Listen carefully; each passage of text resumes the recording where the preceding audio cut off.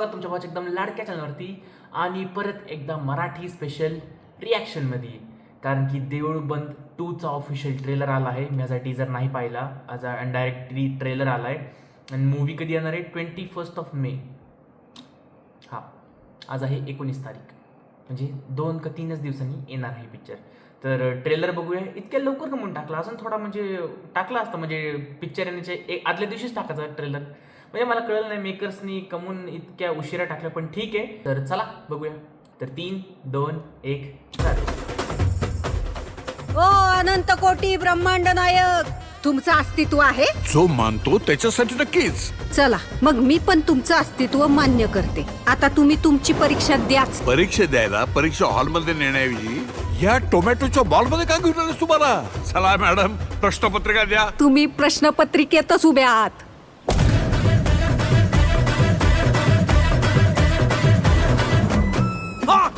परीक्षा झेपली नाही वाटतं.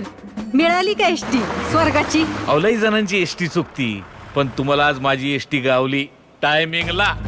ती एकटी कोणाशी बोलते? नसणार कोणतरी दिसतं हिला. नसणारं कोणतरी याला दिसतं ना.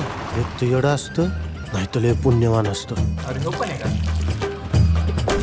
बाईच्या मनाची खोली मोजू नको बाबा, त्यात शेतकऱ्याची आहे. अरे रावणाला तरी 10च तोंड होती, पण सदू शेठ नावाच्या या रावणाला 100 तोंड आहेत. शेतकरी सल्लागार नावाची. अरे आज आत्ता या घडीला कोण आहे आपण कोण आहे मार्केटमध्ये? रामाला वाटतं कृष्ण जाईल, कृष्णाला वाटतं महादेव जातील, महादेवांना वाटतं दत्त जाईल, दत्ताला वाटतं स्वामी जाईल. या शेतीपायी माती झाली आयुष्याची. या देशात सगळं ओरिजिनल आहे, डुप्लिकेट फक्त शेतकरी आहे. माझ्या परीक्षेचं सोड, अख्खी शेतकरी जमात कुठल्या परीक्षेला बसली ते बघ. रोज एक तरी आत्महत्या होणाऱ्या आमच्या या तालुक्यात पुढच्या 8 दिवसात एकही आत्महत्या झाली नाही पाहिजे. जर झाली तर वर काशी विश्वेश्वरापासून खाली रामेश्वरापर्यंत माझं देऊळ बंद कायमचं.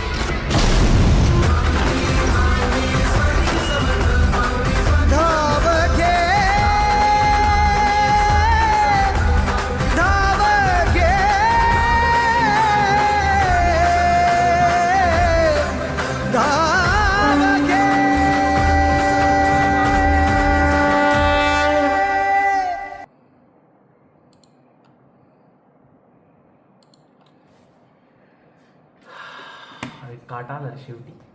नाही, ट्रेलर खूप चांगला होता, पण बघितलं जाईल ना. आणि जर जे आपले कोण आहेत, ह्यांचं नाव मोहन जोशी, जे की तब्बल हे किती 11 वर्षानंतर पिक्चर येत आहे. शेवटी 2015मध्ये ह्याचा पहिला पार्ट आलता आणि 11 वर्षानंतर ह्याचा दुसरा पार्ट येत आहे. आणि प्रवीण तरडे, जे की ह्याच्यात जो मेन असे विलन टाईप जे कॅरेक्टर आहे ना, तर तेच ह्याच्यात नाही का डायरेक्टर म्हणून पण आहेत.